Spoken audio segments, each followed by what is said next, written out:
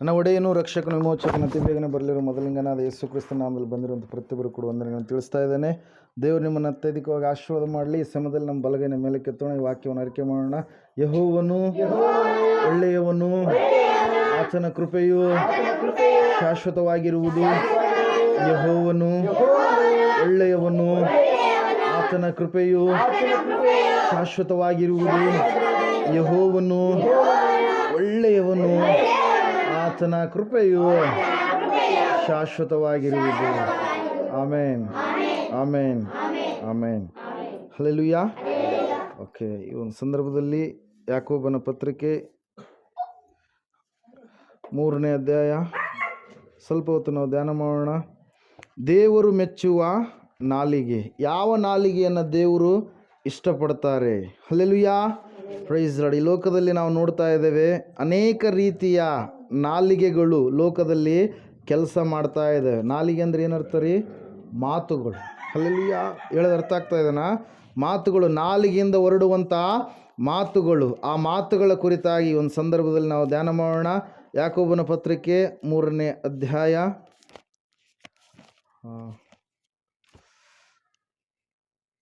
ಓದ್ರಿ, 3ನೇ ವಚನ.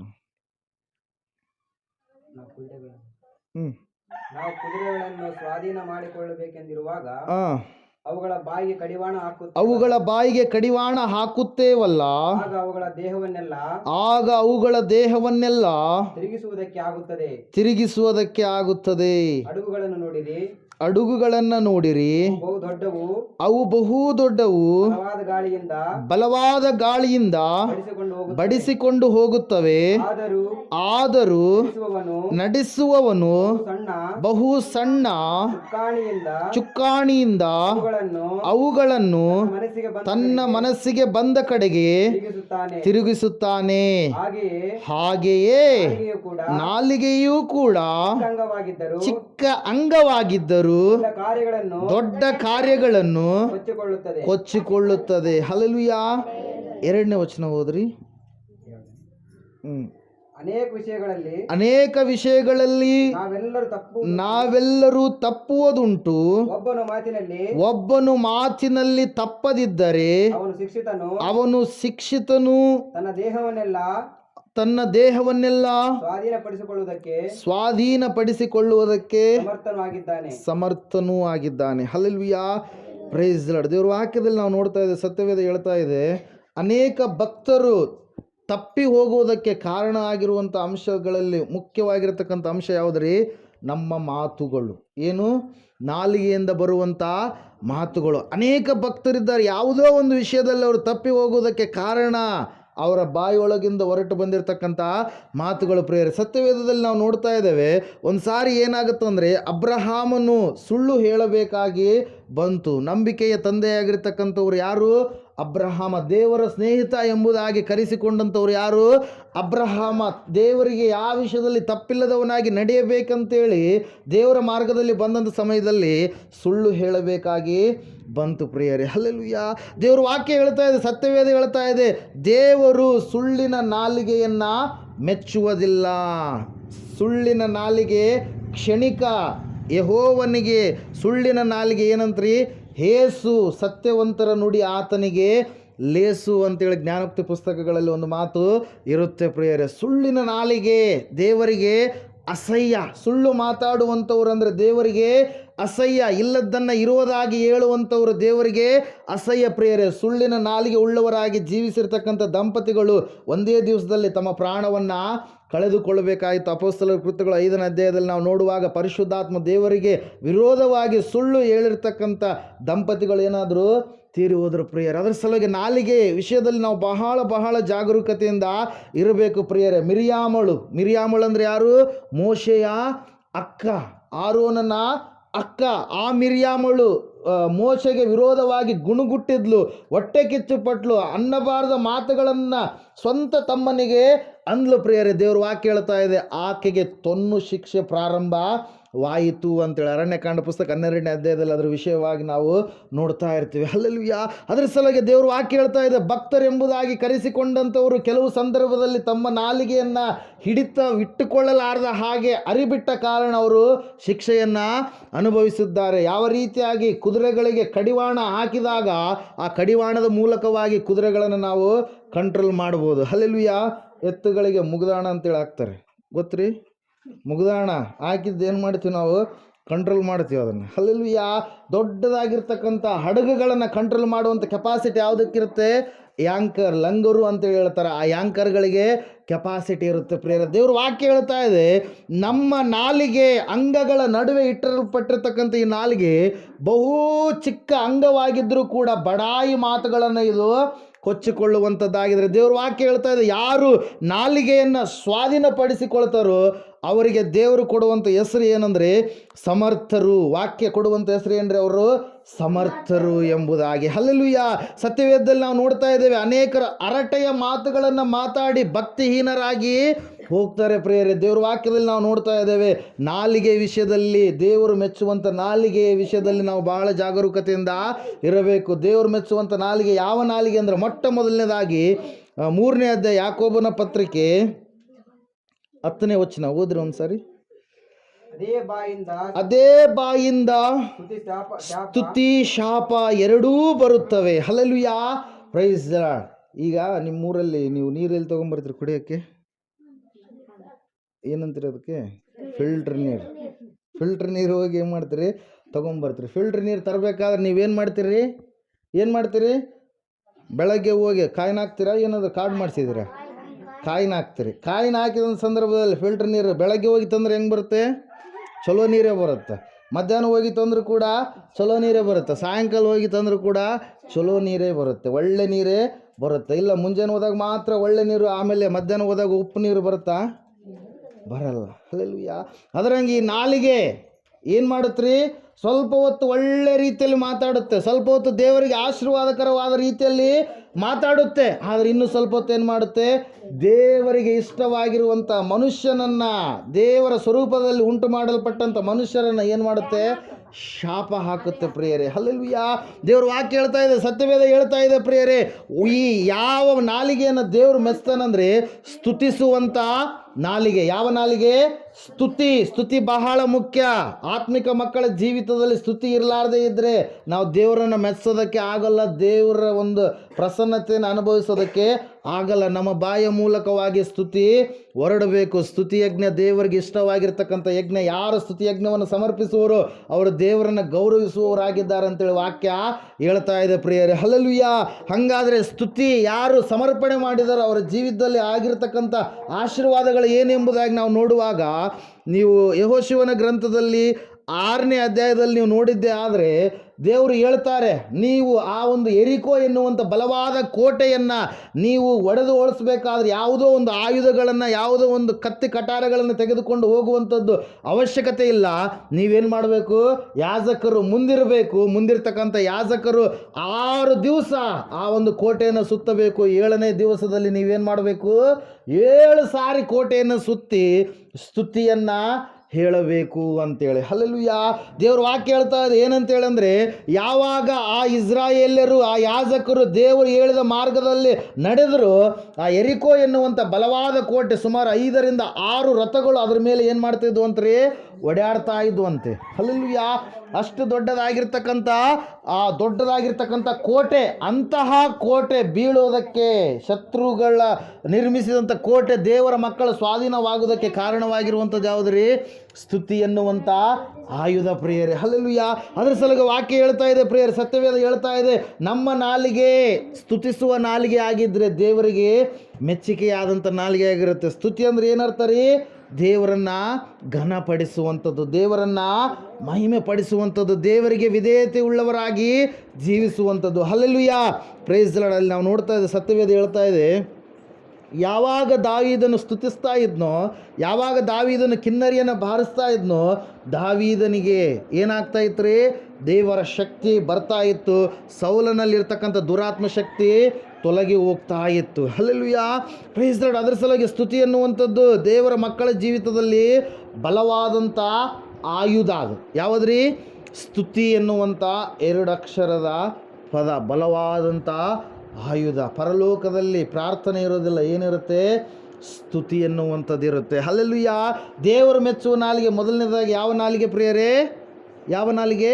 ಸ್ತುತಿಸುವ ನಾಲಿಗೆ. ಎರಡನೇದಾಗಿ ದೇವರು ಮೆಚ್ಚುವ ನಾಲಿಗೆ ಯಾವ ನಾಲಿಗೆ ಅಂತಂದರೆ 5ನೇ ಅಧ್ಯಾಯ ಯಾಕೋಬನು ಬರೆದ ಪತ್ರಿಕೆ 13ನೇ ವಚನ, ನಿಮ್ಮಲ್ಲಿ ಬಾಧೆ ಪಡುವವನು ಇದ್ದಾನೋ ಅವನು ದೇವರನ್ನು ಪ್ರಾರ್ಥಿಸಲಿ. Hallelujah, praise lord. 2ನೇ ನಾಲಿಗೆ ಯಾವ ನಾಲಿಗೆ ರೀ?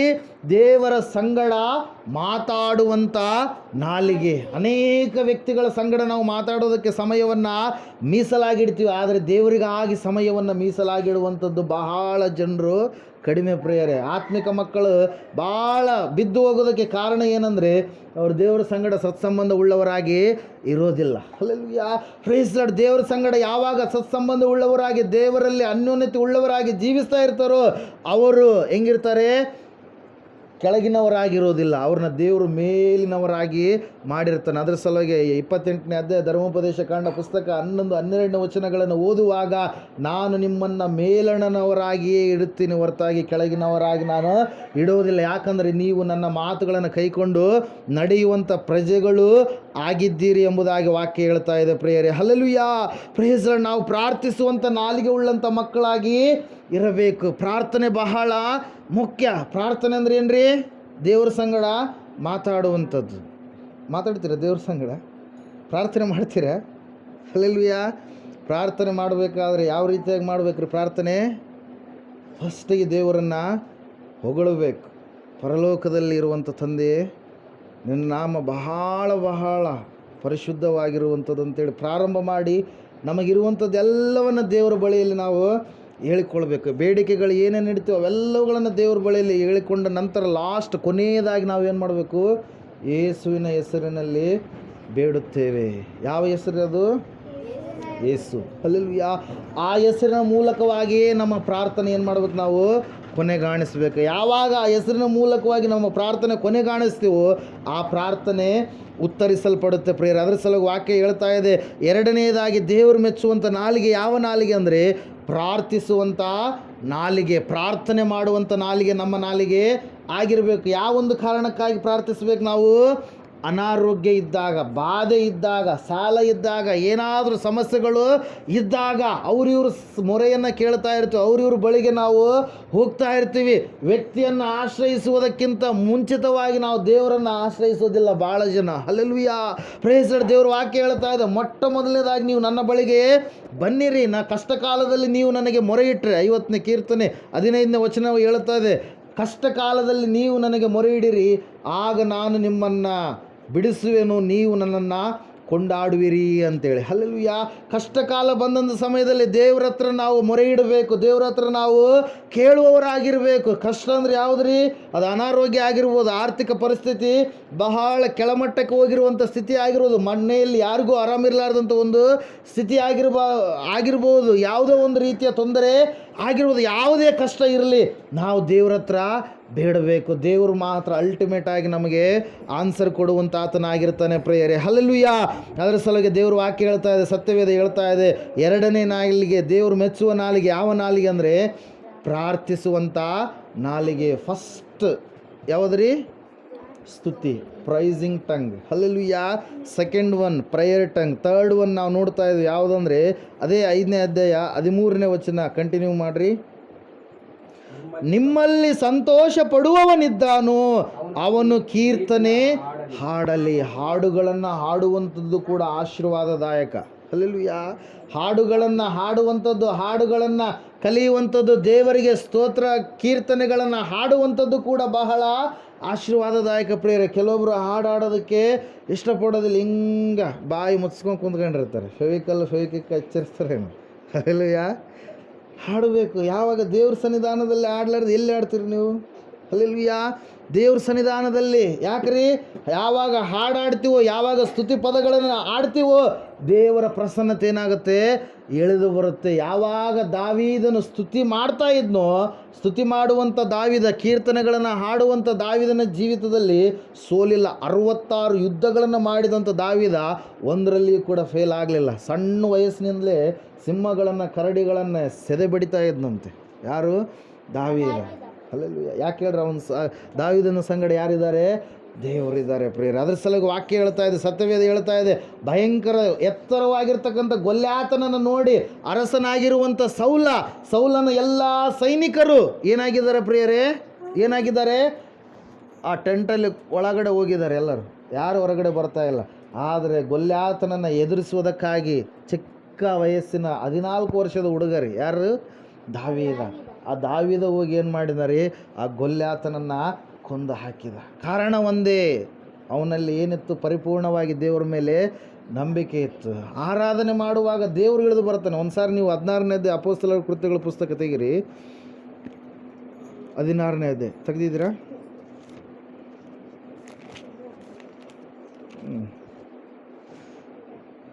25ನೇ ವಚನ ಓದ್ರಿ. ಹಾಂ. ಮಧ್ಯರಾತ್ರಿಯಲ್ಲಿ ಪೌಲನು ಸೀಲನು ಪ್ರಾರ್ಥನೆ ಮಾಡುವವರಾಗಿ ದೇವರಿಗೆ ಸ್ತುತಿ ಪದಗಳನ್ನು ಹಾಡುತ್ತಿದ್ದರು. S continue. ಸೆರೆಯಲ್ಲಿದ್ದವರು ಲಕ್ಷ್ಯವಿಟ್ಟು ಕೇಳುತ್ತಿದ್ದರು. ಅಕಸ್ಮಾತಾಗಿ ಮಹಾಭೂಕಂಪ ಉಂಟಾಯಿತು. ಸೆರೆಮನೆಯ ಅಸ್ಥಿವಾರಗಳು ಕದಲಿದವು. ಅದೇ ಕ್ಷಣದಲ್ಲಿ ಕದಗಳೆಲ್ಲ ತೆರೆದವು. ಎಲ್ಲರ ಬೇಡಿಗಳು ಕಳಚಿ ಬಿದ್ದವು. ಹಲ್ಲೆಲೂಯಾ. Praise the Lord. ನೋಡ್ರಿ, ಪದಗಳನ್ನು ಆಡ್ತಾ ಇದ್ದಾರೆ. ಇವ್ರು ಎಲ್ಲಿದ್ದಾರೆ? ಸೆರೆಮನೆ ಅಂದರೆ ಅರ್ಥ ಆಗಲ್ಲ ಕೆಲವು ಜನರಿಗೆ. ಜೈಲ್ ಅಂದರೆ ಅರ್ಥ ಆಗಲ್ಲ. ಹಲ್ಲೆಲೂಯಾ. ಏನ್ರಿ? ಜೈಲ್. ಆ ಜೈಲ್ ಇವಾಗ ಇರುವಂಥ ಮಾಡರ್ನ್ ಸಿಟಿ ಜೈಲ್ಗಳಲ್ಲ ಅವು. ಎಂಥ ಜೈಲುಗಳು ರೀ? ಹಳೇ ಜೈಲುಗಳು, ಭಾಳ ಟಾರ್ಚರಲ್ಲಿ, ಭಯಂಕರವಾಗಿರ್ತಕ್ಕಂಥ ಕೆಟ್ಟದಾಗಿರ್ತಕ್ಕಂಥ ಸ್ಮೆಲ್ ಪ್ರೇಯರ್. ನಾನು ಕೂಡ ಒಂದು ಸಾರಿ ಜೈಲಿಗೆ ಹೋಗಿ ಹೇಳಿದ್ದೀನಿ. ನಾನು ಯಾವಾಗ ಹೇಳ್ರಿ? ಶಿರಡಿಗೆ ನಾವು ಶಿರಡಿ ನೋಡೋದಕ್ಕಾಗಿ ನಮ್ಮ ಸ್ನೇಹಿತ ಕರ್ಕೊಂಡು ಹೋಗಿದ್ರು. ನಾನು M.Com ಮಾಡ್ತಾಯಿದ್ದೆ. ಎಲ್ಲಿ? ಗುಲ್ಬರ್ಗದಲ್ಲಿ. ರಿಟರ್ನ್ ಬರಬೇಕಾದ್ರೆ ನಾವು ಟಿಕೆಟ್ ತೆಗೆಸಿದ್ವಿ. ಬೆಂಗಳೂರು ಡೆಲ್ಲಿ ಮತ್ತು ಬೆಂಗಳೂರು ಯಾವುದು ಎಕ್ಸ್ಪ್ರೆಸ್ ಅದು? KK ಎಕ್ಸ್ಪ್ರೆಸ್ಸಿಗೆ ಬರಬೇಕಾದ್ರೆ ಆ ಒಂದು ಶಿರಡಿ ಸ್ವಲ್ಪ ದೂರ ಆಗುತ್ತೆ, ಅಲ್ಲಿ ಒಂದು ಸ್ಟೇಷನ್ ಬರುತ್ತೆ. ಆ ಒಂದು ಸ್ಟೇಷನಿಂದ ಸ್ಟ್ರೇಟಾಗಿ ಯಾವುದು ಗುಂಟಕಲ್ ಬರುತ್ತಲ್ಲ, ಆ ಗುಂಟಕಲ್ಗೆ ತೆಗಿಸ್ಬೇಕಾಯ್ತು ಟಿಕೆಟ್. ನಾವೆಲ್ಲಿಗೆ ತೆಗೆಸಿದ್ವಿ? ಗುಲ್ಬರ್ಗಕ್ಕೆ ಮಾತ್ರ ತೆಗೆಸಿದ್ವಿ. ನಮಗೆ ಅದು ಗೊತ್ತಿಲ್ಲ. ಅವ್ರು ನಮಗೆ ಏನಂತ ಹೇಳಿದ್ದಾರೆ? ಗುಲ್ಬರ್ಗಕ್ಕೆ ಟಿಕೆಟ್ ಕೊಡೋದ್ರೆ ಅವರು ಗುಲ್ಬರ್ಗಕ್ಕೆ ಕೊಟ್ಟಿದ್ದಾರೆ. ನಮ್ಗೆ ಅದು ಐಡಿಯಾ ಇಲ್ಲ. ಆ ಸಮಯದಲ್ಲಿ ನಾವು ಟಿಕೆಟ್ ತೆಗೆಸ್ಕೊಂಡಿದ್ದು, ನಮಗೇನು ಭಯ ಇಲ್ಲ. ಕೆಳಗಡೆ ಇಳಿದ್ವಿ ಗುಲ್ಬರ್ಗದಲ್ಲಿ. 2 ಗಂಟೆ ಆಗಿತ್ತು, ಮಧ್ಯರಾತ್ರಿ 2 ಗಂಟೆಗೆ ಇಳಿದ ತಕ್ಷಣ TC ಬಂದ ಕೇಳಿದ. ನಮ್ಗೆ ಭಯ ಇಲ್ಲ. ಯಾಕೆ ಭಯ ಇಲ್ಲ? ಟಿಕೆಟ್ ಐತಿ ನಮ್ಮ ಹತ್ರ. ಹಲ್ಲೆಲೂಯಾ. ಅವಾಗ ನಾವು ಕೇಳಿದ್ವಿ ಅವರಿಗೆ. ಅವ್ರು ನಮ್ಮನ್ನು ಕೇಳ್ತಾ ಇದ್ದಾರೆ ಟಿಕೆಟ್ ತೋರಿಸ್ರಿ ಅಂತೇಳಿ. ನಮ್ಮ ಫ್ರೆಂಡ್ ಹಿಂದ್ಗಡೆ ಬರ್ತಾಯಿದ್ರು, ರಮೇಶ್ ಅಂತೇಳಿ. ಬಂದು ಟಿಕೆಟ್ ತೋರಿಸಿದ. ಅವನು ಹೆಚ್ಚಾಗಿ ಮಾತಾಡ್ಬಿಟ್ಟ. ಯಾಕಂದರೆ ಆ ಸಮಯದಲ್ಲಿ ಮಲ್ಲಿಕಾರ್ಜುನ್ ಖರ್ಗೆ ಅಲ್ಲಿ ಒಂದು ಗುಲ್ಬರ್ಗ ಸಿಟಿಯಲ್ಲಿ ಅಲ್ಲೆಲ್ಲ ನಮಗೆ ಭಾಳ ಆಪ್ತರಾಗಿ ಇದ್ದಂಥವ್ರು. ಅಲ್ಲಿ ಅವ್ರ ಫ್ರೆಂಡ್ ಸರ್ಕಲಲ್ಲಿ ಒಬ್ಬರು ಅಣ್ಣ ಕೂಡ ನಮಗೆ ಪರಿಚಯ ಇದ್ರು. ಆ ಒಂದು ಸ್ಥಿತಿಯಲ್ಲಿ ಆ ಹುಡುಗ ಏನೇನೋ ಮಾತಾಡ್ಬಿಟ್ಟ. ನಾವು ಕೂಡ ಮಾತಾಡ್ಬಿಟ್ವಿ. ಆ ಸಮಯದಾಗ ಅವರು, ನೀವು ರಾಂಗ್ ಟಿಕೆಟ್ ತೆಗ್ಸಿರೋದು ಇದು ಆ ಒಂದು ಶಿರಡಿಯಿಂದ ಹಿಡಿದು ಗುಂಟಕಲ್ಗೆ ತೆಗಿಸ್ಬೇಕಾಗಿತ್ತು, ಇಲ್ಲಿಗೆ ತೆಗೆಸಿರಿ, ಆ ಟ್ರೈನಿಗೆ ಈ ಟಿಕೆಟ್ ಸಲ್ಲೋದಿಲ್ಲ ಅಂತೇಳಿ ಹೇಳಿ ಅವ್ರು ಏನು ಮಾಡಿದರು? ಫೈನ್ ಕಟ್ಟಲೇಬೇಕು. ಯಾಕಂದ್ರೆ ಉದ್ದಕ್ಕೆ ಮಾತಾಡ್ಬಿಟ್ಟಿದ್ದೀವಲ್ಲ. ಹಲ್ಲೆಲೂಯಾ. ಅವ್ರ ಪರಿಚಯ ಇವ್ರ ಪರಿಚಯ ಅದು ಇದು ಅಂತೇಳಿ ಅವ್ರು ಹಂಚ್ಕೊಂಡಿಲ್ಲ. ಯಾಕಂದ್ರೆ ಸೆಂಟ್ರಲ್ ಗೌರ್ಮೆಂಟ್ ಅದು ರೈಲ್ವೆ. ಹಲ್ಲೆಲೂಯಾ. ಆಯಿತು.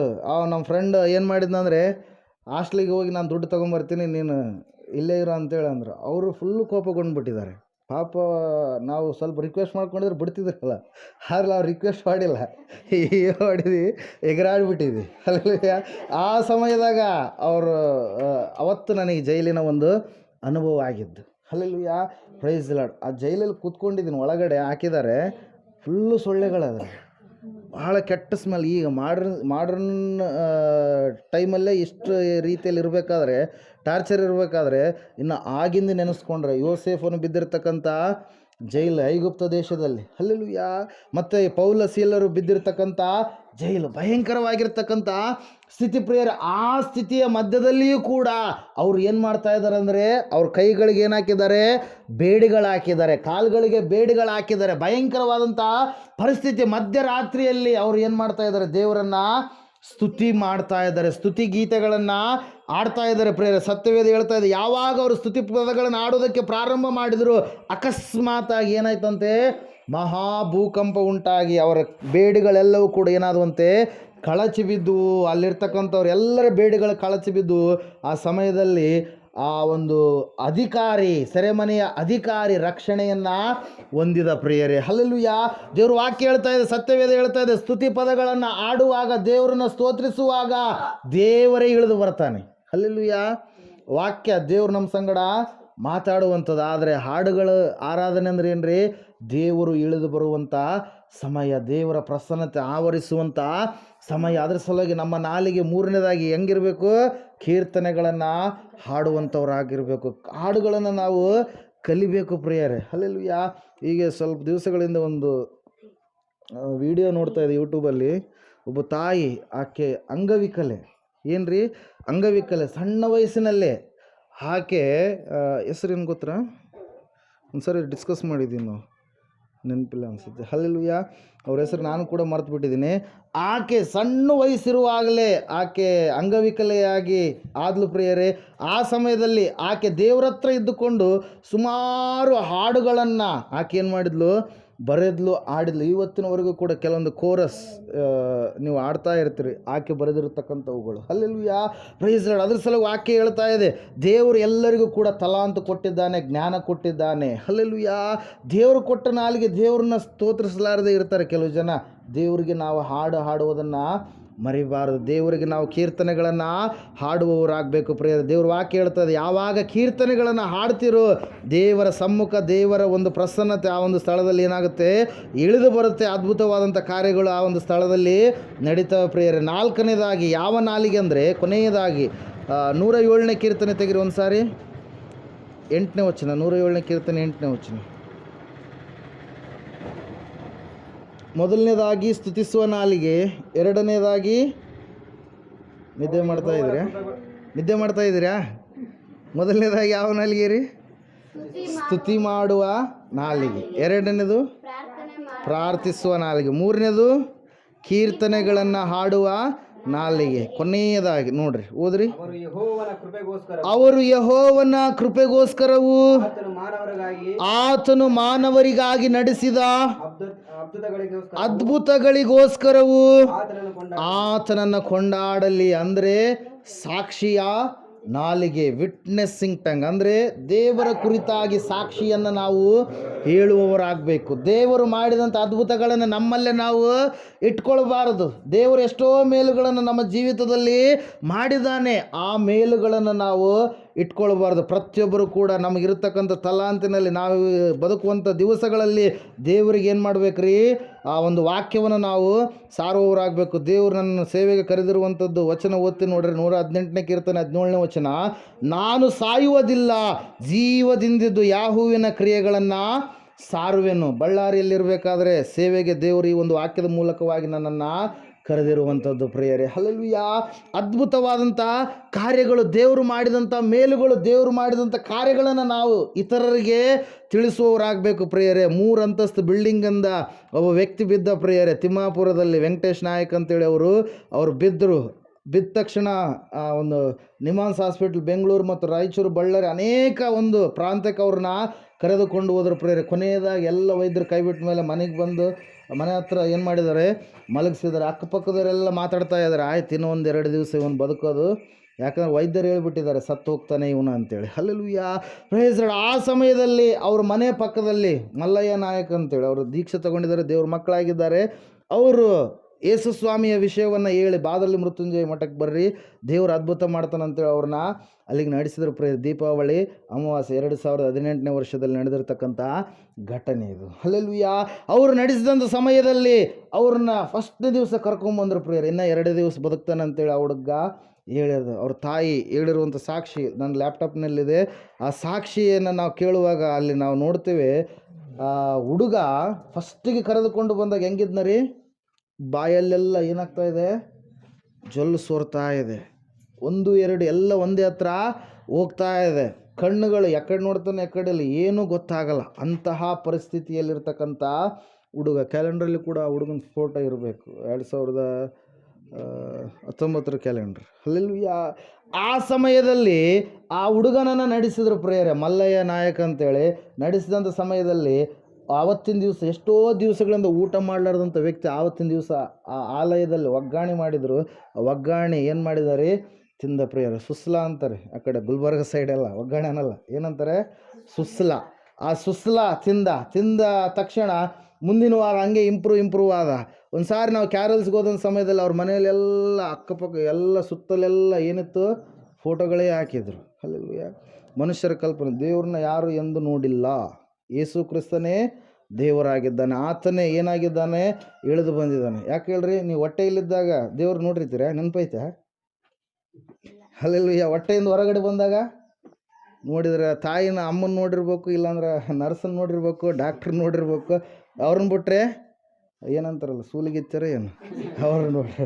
ಹಲ್ಲೆಲೂಯಾ. ಇವ್ರು 4 ಜನ. ಹಲ್ಲೆಲೂಯಾ. ಹೊಟ್ಟೆಗಿದ್ದಾಗ ನೋಡಿಲ್ಲ, ಹೊಟ್ಟೆಯಿಂದ ಹೊರಗಡೆ ಬಂದಾಗಲೂ ನೋಡಿಲ್ಲ ಅಂದಮೇಲೆ ದೇವ್ರು ಹಂಗೆ ಇದನ್ನ ಅಂತೇಳಿ ಹೆಂಗೆ ಗೊತ್ತಾಗುತ್ತೆ? ಹುಟ್ಟಿದವರೆಲ್ಲರೂ ಹಂಗೆ ಹುಟ್ಟಿದಾರಲ್ರಿ? ಹಂಗೆ ಹುಟ್ಟಿದ್ದಾರೆ. ಹಂಗೆ ಹುಟ್ಲಾರ್ದವ್ರು ಯಾರು? ಆದಾಮ ಮತ್ತು ಹವ್ವ. ಅವರಿಬ್ಬರನ್ನ ಬಿಟ್ಟು ಉಳಿದವರೆಲ್ಲರೂ ಹುಟ್ಟಿರೋದು ಹಂಗೇನೆ. ಹಲ್ಲೆಲೂಯಾ.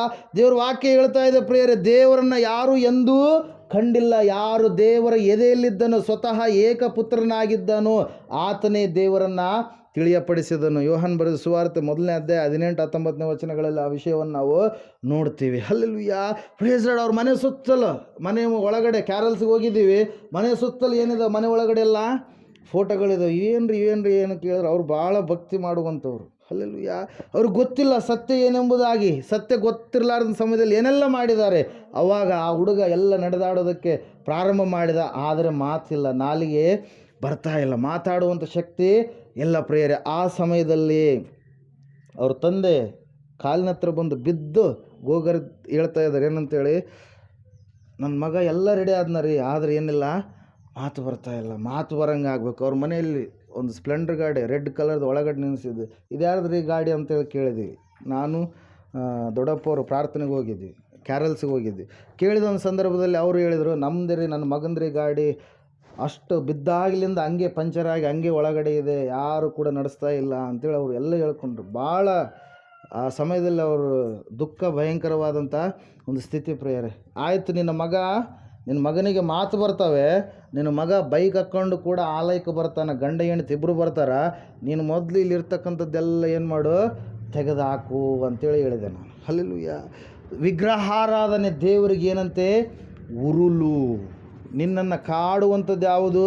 ಅದೇ. ಆದರೆ ನಿನಗೇನಾಗ್ತಾಯಿಲ್ಲ, ಅದು ಗೊತ್ತಾಗ್ತಾ ಇಲ್ಲ. ಆವಾಗ ಹೇಳಿದ ತಕ್ಷಣ ಅವ್ರು ನಂಬಿಕೆಯಿಂದ ಏನು ಮಾಡಿದ್ರಿ? ಅವೆಲ್ಲವುಗಳನ್ನು ತೆಗೆದು ಏನು ಮಾಡಿದ್ರು? ಹೋಗಿ ಹೊಳೆಯಲ್ಲಿ ಹಾಕಿದ್ರು ಪ್ರಿಯರೇ. ವಾಕ್ಯ ಹೇಳ್ತಾ ಇದೆ, ಸತ್ಯವೇದ ಹೇಳ್ತಾ ಇದೆ, ಆ ಸಮಯದಲ್ಲಿ ಯಾವಾಗ ಅವರು ತೆಗೆದು ಹಾಕಿದ್ರು, ನೆಕ್ಸ್ಟ್ ದಿನ ಆಲಯಕ್ಕೆ ಕರ್ಕೊಂಬಂದ್ರೆ ಆ ಹುಡುಗ ಏನು ಮಾಡಿದ? ಮಾತಾಡಿದ ಪ್ರಿಯರೇ. ಹಲ್ಲೆಲೂಯಾ. ಆ ಹುಡುಗ ಮಾತಾಡಿದ. ಸ್ವಲ್ಪ ದಿನಗಳಾದ ನಂತರ ಕ್ಯಾರಲ್ಸ್ಗೆ ಹೋದಂಥ ಸಮಯದಲ್ಲಿ, ನೆಕ್ಸ್ಟ್ ಹೊಸ ವರ್ಷ ಬಂದಂಥ ಸಮಯದಲ್ಲಿ ಗಂಡ ಹೆಂಡತಿ ಇಬ್ಬರು ಕೂಡ ಕುಟುಂಬ ಒಡೆದೋಗಿ ತಾಯಮ್ಮ ಬಿಟ್ಟೋಗಿಬಿಟ್ಟಿದ್ಲು. ಯಾರನ್ನ? ಆ ಹುಡುಗನ ಪರಿಸ್ಥಿತಿ ಹಂಗಾದಾಗ 3 ಅಂತಸ್ತಿನಿಂದ ಬಿದ್ದಾನಂದರೆ ಉಳಿಯೋಕ್ಕೆ ಚಾನ್ಸಸ್ ಇದೆನಾ? ಇಲ್ಲ, ಎಲ್ಲರೂ ಕೈ ಬಿಟ್ಟಿದ್ರು. ಹಲ್ಲೆಲೂಯಾ. Praise Lord. ಆತ ಏನದ? ಸ್ವಸ್ಥತೆಯನ್ನು ಹೊಂದಿದ, ಕುಟುಂಬ ಕಟ್ಟಲ್ಪಡ್ತು. ಮತ್ತು ಪುನಃ ಬೆಂಗಳೂರಿಗೆ ಎಲ್ಲಿ ಬಿದ್ದಿದ್ನಲ್ಲ ಅಲ್ಲಿಗೆ ಹೋಗಿ, ಅಯ್ಯೋ ವೆಂಕಟೇಶ್ ಹೋಗ್ಯಾನ ಅಂದ್ಕೊಂಡಿದ್ವಿ, ಮತ್ತು ವೆಂಕಟೇಶ ಬಂದಾನೆ. ಈಗ ವೆಂಕಟೇಶ್ ಅಲ್ಲ, ಈಗ ಮೃತ್ಯುಂಜಯನಾಗಿ ಬದಲಾಗಿದ್ದಾನೆ. ಹಲ್ಲೆಲೂಯಾ. ದೇವ್ರ ವಾಕ್ಯ ಹೇಳ್ತಾ ಇದೆ ಪ್ರಿಯರೇ, ದೇವ್ರು ಮಾಡಿದಂಥ ಅದ್ಭುತಗಳನ್ನು ನಾವು ಹೇಳಬೇಕು. ನಡಿಲಾರ್ದವರೇ ನಡೆದದ ಅಂತೇಳಿ ಏನೆಲ್ಲ ಜಂಬ ಕೊಚ್ಕೊತಾರೆ. ನಡೆದಿರಲ್ಲ, ಏನು ಆಗಿರಲ್ಲ. ಹಲ್ಲೆಲೂಯಾ. ಎಲ್ಲಾದರೂ ಏನಾದರೂ ಮೂಡಿದರೆ ನಿನಗೆ ಬರೋದು ಏನಾದ? ಹಲ್ಲೆಲೂಯಾ. ನಿನಗೆ ಮಾಡಿದಂಥ ಕಾರ್ಯಗಳು, ನಿನ್ನ ಜೀವಿತದಲ್ಲಿ ಇರ್ತಕ್ಕಂಥ ತೊಂದರೆಗಳನ್ನು ದೂರ ಮಾಡುವ ಆತ ದೇವರು ಹೊರತಾಗಿ ನಿನಗೆ ಕಾಟ ಕೊಡೋತ ದೇವರಲ್ಲ. ಕೆಲವೊಂದು ಕಡೆಗೆ ಹೋದಾಗ, ಇಲ್ಲ ರೀ, ಆ ದೇವ್ರ ಕಾಟ ಅದ, ಈ ದೇವ್ರ ಕಾಟ ಕೊಡೋನು ದೇವರಾಗಕ್ಕೆ ಸಾಧ್ಯ ಇಲ್ಲ. ಕಾಟದಿಂದ ತಪ್ಪಿಸುವಾತನೇ ದೇವರು, ವಿಮುಕ್ತಿಯನ್ನು ಕೊಡುವಾತನೇ ದೇವರು. ಪ್ರೇರ ಸತ್ಯವೇದ ಹೇಳ್ತಾ ಇದೆ, ದೇವರು ಮಾಡಿದಂಥ ಅದ್ಭುತಗಳನ್ನು ನೀವು ಇತರರಿಗೆ ಹೇಳಬೇಕು, ಸುವಾರ್ತೆಯನ್ನು ಸಾರಬೇಕು. ಸುವಾರ್ತೆ ಸಾರೋದು ಪ್ರತಿಯೊಬ್ಬ ವ್ಯಕ್ತಿಯ ಕರ್ತವ್ಯ, ಅಯ್ಯರ ಕರ್ತವ್ಯ ಅಲ್ಲ ಇದು, ತಿಳ್ಕೊರಿ. ಇದು ಒಂದು. ಹಲ್ಲೆಲೂಯಾ. ಅಯ್ಯರೇ ವಾಕ್ಯ ಹೇಳ್ಬೇಕಂಬೋದಲ್ಲ. ಯೇಸುವಿನ ಕುರಿತಾಗಿ ಒಂದು ಆತ್ಮವನ್ನಾದರೂ ಈ ಲೋಕದಲ್ಲಿರುವಾಗ ನೀ ಏನು ಮಾಡಬೇಕು? ಸಂಪಾದನೆ ಮಾಡಿಕೊಳ್ಬೇಕು. ನೀ ಹೇಳೋದು ಹೇಳು, ಅವರು ನಂಬಲಾರ್ದೇ ಇರಲ್ಲ, ಸೆಕೆಂಡ್ರಿ. ಅಲ್ಲೆಲ್ಲೂಯ್ಯ. ನೀನು ಮಾತ್ರ ದೇವರ ವಿಷಯವಾಗಿ ಸಾಕ್ಷಿಯನ್ನು ಹೇಳುವವರಾಗಿರಬೇಕು. ಪ್ರಿಯರೇ, ದೇವ್ರ ವಾಕ್ಯ ಹೇಳ್ತಾ ಇದೆ, ಸತ್ಯವೇದ ಹೇಳ್ತಾ ಇದೆ, ದೇವರು ಅವರ ಜೀವಿತದಲ್ಲಿ ಮಾಡಿದಂಥ ಅದ್ಭುತಗಳನ್ನು ಅವ್ರು ಏನು ಮಾಡಿದ್ರಂತೆ, ಕೊಂಡಾಡಿದರು ಎಂಬುದಾಗಿ. ಹಲ್ಲೆಲೂಯ್ಯ. ಮೊದಲನೇದಾಗಿ ನಮ್ಮ ನಾಲಿಗೆ, ಸ್ತುತಿಸುವ ನಾಲಿಗೆ, ಪ್ರಾರ್ಥಿಸುವ ನಾಲಿಗೆ, ಕೀರ್ತಿಸುವ ನಾಲಿಗೆ. ನಾಲ್ಕನೇದಾಗಿ ಸಾಕ್ಷಿಯನ್ನು ಹೇಳುವ ನಾಲಿಗೆಯು ಕೂಡ ಆಗಿರಬೇಕು. ಪ್ರಿಯರೇ, 5ನೇ ಅಧ್ಯಾಯದಲ್ಲಿ ಮಾರ್ಕನ ಬರೆದ ಸುವಾರ್ತೆಯಲ್ಲಿ ನಾವು ನೋಡ್ತಾ ಇದ್ದೇವೆ, ಒಬ್ಬ ವ್ಯಕ್ತಿ ಏನಾಗಿದ್ದಾನೆ, ದೆವ್ವಗಳಿಂದ ಹಿಡಿಯಲ್ಪಟ್ಟವನಾಗಿ ಭಯಂಕರವಾದ ಸ್ಥಿತಿಯಲ್ಲಿ ಜೀವಿಸ್ತಾ ಇದ್ದಾನೆ. ಯೇಸು ಸ್ವಾಮಿ ಹೋಗಿ ಆ ದೆವ್ವ ಅವನನ್ನು ಬಿಟ್ಟು ಹೋಗಂತೇಳಿ ಹೇಳಿದಾಗ ಆ ವ್ಯಕ್ತಿ ಸ್ವಸ್ಥನಾದ. ಬಟ್ಟೆ ಇರಲಾರ್ದೆ ತಿರುಗುವಂಥ ವ್ಯಕ್ತಿ, ಸಮಾಧಿ ಗವಿಯಲ್ಲಿ ಜೀವಿಸುವಂಥ ವ್ಯಕ್ತಿ, ತನ್ನ ಕಲ್ಲುಗಳನ್ನು ತಕ್ಕೊಂಡು ತಾನೇ ಕುಟ್ಟಿಕೊಳ್ಳುವಂಥ ವ್ಯಕ್ತಿ, ಇತರರಿಗೆ ಹಾನಿ ಮಾಡುವಂಥ ವ್ಯಕ್ತಿ ಈಗ ಏನಾಗಿದ್ದಾನೆ, ಬದಲಾಗಿದ್ದಾನೆ. ಬದಲಾದ ಮೇಲೆ ಅವನು ಏನು ಮಾಡ್ತಾ ಇದ್ದಾನೆ ನೋಡ್ರಿ. ಒಂದು ಸಾರಿ ವಾಕ್ಯ ಓದ್ರಿ. ಮಾರ್ಕನು ಬರೆದ ಸುವಾರ್ತೆ 5ನೇ ಅಧ್ಯಾಯ ತೆಗ್ದಿದ್ದೀರಾ? ಒಂದು ನಿಮಿಷ. ಕೊನೆಯದಾಗಿ ಲಾಸ್ಟ್ 19ನೇ ವಚನ.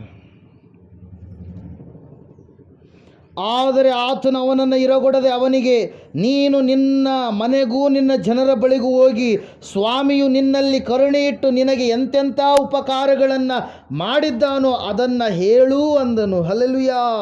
ಅವನು ಹೊರಟು ಹೋಗಿ ಯೇಸು ತನಗೆ ಮಾಡಿದ ಉಪಕಾರಗಳನ್ನು ದೇಕಾಪೋಲಿ ಎಂಬ ಸೀಮೆಯಲ್ಲಿ ಸಾರುವುದಕ್ಕೆ ಪ್ರಾರಂಭಿಸಿದನು. ಎಲ್ಲರೂ ಆಶ್ಚರ್ಯಪಟ್ಟರು. ಹಲ್ಲೆಲೂಯ. Praise lord.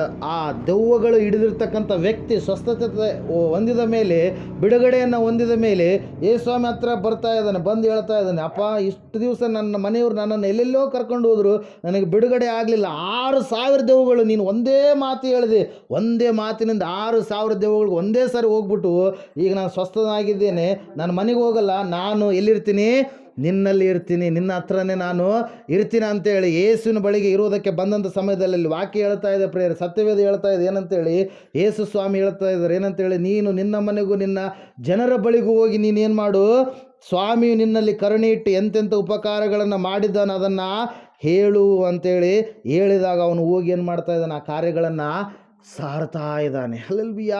ಯೇಸು ಸ್ವಾಮಿ ಕರುಣೆ ಇಟ್ಟು ಯಾವ ಯಾವ ಕಾರ್ಯಗಳನ್ನು ಮಾಡಿದ್ದಾರೋ ಅವುಗಳನ್ನು ಒಂದನ್ನು ಕೂಡ ನೀವೇನು ಮಾಡಬಾರ್ದು, ನಿಮ್ಮಲ್ಲಿ ಇಟ್ಕೊಳ್ಬಾರ್ದು, ಹೇಳಬೇಕು. ಹಲ್ಲೆಲೂಯ. ದೇವಮ್ಮರು ಫಸ್ಟ್ನೇದಾಗಿ ಬಂದಂಥ ಸಮಯದಲ್ಲಿ ತಲೆ ಬಗ್ಗೆಯನ್ನು ಕೇಳಿದ್ದೇ ಕೇಳಿದ.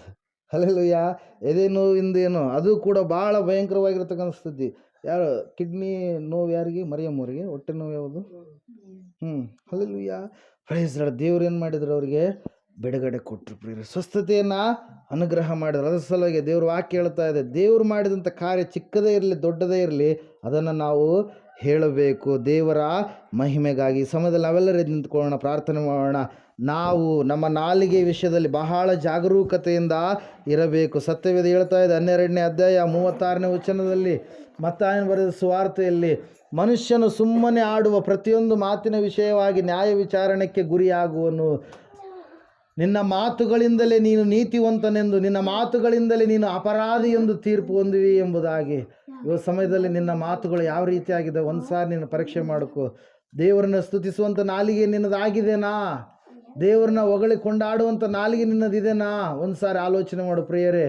ಒಂದು ವೇಳೆ ನಿನ್ನ ನಾಲಿಗೆ ಆ ರೀತಿಯಾಗಿ ಇಲ್ಲದಿದ್ದರೆ ಇವಾಗಾದರೂ ದೇವರನ್ನು ಸ್ತುತಿಸುವಂಥ ನಾಲಿಗೆಯಾಗಿ ನಿನ್ನ ನಾಲಿಗೆಯನ್ನು ಮಾಡಿಕೊ. ಎರಡನೇದಾಗಿ ದೇವರೊಟ್ಟಿಗೆ ಮಾತಾಡುವಂಥ ನಾಲಿಗೆ, ಪ್ರಾರ್ಥಿಸುವ ನಾಲಿಗೆ.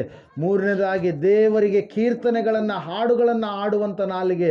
ನಾಲ್ಕನೇದಾಗಿ ಕೊನೆಯದಾಗಿ ದೇವರು ಮಾಡಿದಂಥ ಅದ್ಭುತ ಕಾರ್ಯಗಳನ್ನು, ಸಾಕ್ಷಿಗಳನ್ನು ಹೇಳುವ ನಾಲಿಗೆ ನಿನ್ನ ನಾಲಿಗೆ ಆಗಿರಬೇಕು. ಈ ಸಮಯದಲ್ಲಿ ಪ್ರಾರ್ಥನೆ ಮಾಡಿಕೊಳ್ಳೋಣ. ಮಹೋನ್ನತರು ಮಹಾಪರಿಶುದ್ಧನಾದ ದೇವರ ಸ್ತೋತ್ರಗಳಪ್ಪ. ಹೌದು ಕರ್ತನೆ, ನಮ್ಮ ಭಾಗದಲ್ಲಿ ಇಡಲ್ಪಟ್ಟಿರ್ತಕ್ಕಂಥ ಚಿಕ್ಕ ಅಂಗವಾಗಿರೋ ನಾಲಿಗೆ ಕುರಿತಾಗಿ ಸ್ವಾಮಿ ಕರ್ತನೆ ಇಷ್ಟು ಹೊತ್ತು ನಮ್ಮ ಸಂಗಡ ಮಾತಾಡಿದ್ದಕ್ಕಾಗಿ ಸ್ತೋತ್ರ. ಹೌದು ಸ್ವಾಮಿ, ನಾಲಿಗೆ ಬಡಾಯಿ ಮಾತುಗಳನ್ನು ಕೊಚ್ಚಿಕೊಳ್ಳುತ್ತದೆ, ಹರಟೆ ಮಾತುಗಳನ್ನು ಮಾತಾಡುತ್ತದೆ, ಜಂಬದ ಮಾತುಗಳನ್ನು ಮಾತಾಡುತ್ತದೆ, ಚಾಡಿಯ ಮಾತುಗಳನ್ನು ಮಾತಾಡುತ್ತದೆ. ಭಯಂಕರವಾದಂಥ ಸ್ಥಿತಿ ಎಂಬುದಾಗಿ ಸ್ವಾಮಿ ಕೇಳಲ್ಪಟ್ಟಿದ್ದೇವೆ. ಹೌದು ಕರ್ತನೆ, ನೀನು ಮೆಚ್ಚುವ ನಾಲಿಗೆಯ ಕುರಿತಾಗಿ ಸ್ವಾಮಿ ನೀನು ಮಾತನಾಡಿದ್ದೀಯಪ್ಪ. ಆ 4 ರೀತಿಯಾಗಿ ಸ್ವಾಮಿ ನಮ್ಮ ಮಾತುಗಳು ಇರುವಂತೆ ಭಕ್ತಿಗೆ ಅವಶ್ಯಕವುಳ್ಳಂಥ ಮಾತುಗಳನ್ನು ಮಾತಾಡುವಂಥ ಸ್ಥಿತಿಯನ್ನು ಅನುಗ್ರಹಿಸಬೇಕೆಂಬುದಾಗಿ ಇಲ್ಲಿ ಕೂಡಿ ಬಂದಿರತಕ್ಕಂಥ ಎಲ್ಲ ಮಕ್ಕಳನ್ನು, ಇವರ ಕುಟುಂಬದಲ್ಲಿರ್ತಕ್ಕಂಥ ಪ್ರತಿಯೊಬ್ಬರನ್ನು ಸ್ವಾಮಿ ಆಶೀರ್ವಾದ ಮಾಡು. ಮಾಡಯ್ಯ. ನಿನ್ನ ಬರುವಿಕೆಗೆ ಸ್ವಾಮಿಯವರು ಸಿದ್ಧರಾಗಿ ಜೀವಿಸುವಂತೆ ಕಾರ್ಯ ಜರುಗಿಸು. ಪ್ರತಿ ಬಲಹೀನತೆ ಬಂಧನಗಳೆಲ್ಲ ಯೇಸು ಕ್ರಿಸ್ತನ ನಾಮದಲ್ಲಿ ನೀಗಿ ಹೋಗಲಿ. ಸ್ವಸ್ಥತೆ, ಸಮಾಧಾನ, ಆರೋಗ್ಯ ಉಂಟಾಗಲಿ ಎಂಬುದಾಗಿ ಇವರನ್ನು, ಇವರ ಕುಟುಂಬದಲ್ಲಿರ್ತಕ್ಕಂಥ ಪ್ರತಿಯೊಬ್ಬರನ್ನು ತಾಕಿದ್ದಕ್ಕಾಗಿ ನಿನಗೆ ಅನಂತ ಕೃತಜ್ಞತಾ ಸ್ತೋತ್ರಗಳನ್ನು ಸಲ್ಲಿಸುತ್ತಾ, ಪ್ರಾರ್ಥನೆ ಕೂಟ ಏರ್ಪಾಟು ಮಾಡಿದಂಥ ಈ ಕುಟುಂಬದ ಹಿರಿಯರನ್ನು, ಅವರ ಮಕ್ಕಳನ್ನು ಎಲ್ಲರನ್ನು ಆಶೀರ್ವದಿಸಬೇಕೆಂಬುದಾಗಿ ಬೇಡಿದೆಲ್ಲವನ್ನು ಯೇಸುವಿನ ನಾಮದಲ್ಲಿ ಪ್ರಾರ್ಥಿಸಿ ಅರ್ಪಿಸಿ ಹೊಂದಿದ್ದೇವೆ ಪರಮ ತಂದೆ. ನಮ್ಮ ತಂದೆಯಾದ ದೇವರ ಶಾಶ್ವತವಾದ ಪ್ರೀತಿ, ಕುಮಾರನಾಗಿ ಬಂದಿರುವ ಯೇಸು ಕ್ರಿಸ್ತನ ಶಾಶ್ವತವಾದ ಕೃಪೆಯು, ಪರಿಶುದ್ಧಾತ್ಮ ದೇವರ ಶಾಶ್ವತವಾದ ಅನ್ಯತೆ ನಡೆಸುವಿಕೆ, ಅಲಂಕರಿಸುವಿಕೆಯು, ಕೂಡಿ ಬಂದಿರುವ ಇವರ ಸಂಗಡಲು, ಸಕಲ ಸದ್ಭಕ್ತರ ಸಂಗಡಲು, ಪ್ರಪಂಚದಲ್ಲಿರುವ ಎಲ್ಲ ಮನುಷ್ಯರ ಸಂಗಡಲು ಸದಾಕಾಲ ನೆಲೆಯಾಗಿರಲಿ ಸ್ವಾಮಿ. ಆಮೇನ್. ಯೇಸು ರಕ್ತಕ್ಕೆ ಜಯ, ಸಕಲ ಪಾಪಗಳು ಲಯ. ಯೇಸು ರಕ್ತಕ್ಕೆ ಜಯ, ಸಕಲ ಪಾಪಗಳು ಲಯ. ಯೇಸು ಪ್ರಭು ರಕ್ತಕ್ಕೆ ಸಂಪೂರ್ಣ ವಿಜಯ,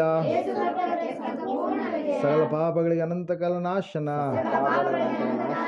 ಹಲ್ಲೆಲೂಯಾ, ಹಲ್ಲೆಲೂಯಾ, ಹಲ್ಲೆಲೂಯಾ. ಸ್ತೋತ್ರಂ, ಸ್ತೋತ್ರಂ, ಸ್ತೋತ್ರಂ. Amen, amen, amen. ಇಂಥ ಒಳ್ಳೆ ಸಮಯದಲ್ಲಿ ಯೇಸುವೇ ನಿನ್ನ ಬಳಿ ಬಂದೆವು, ನಿನ್ನ ಮಕ್ಕಳಾದ ನಾವು ನಿನ್ನನ್ನೇ ಅರಸಿ ಬಂದೆವು.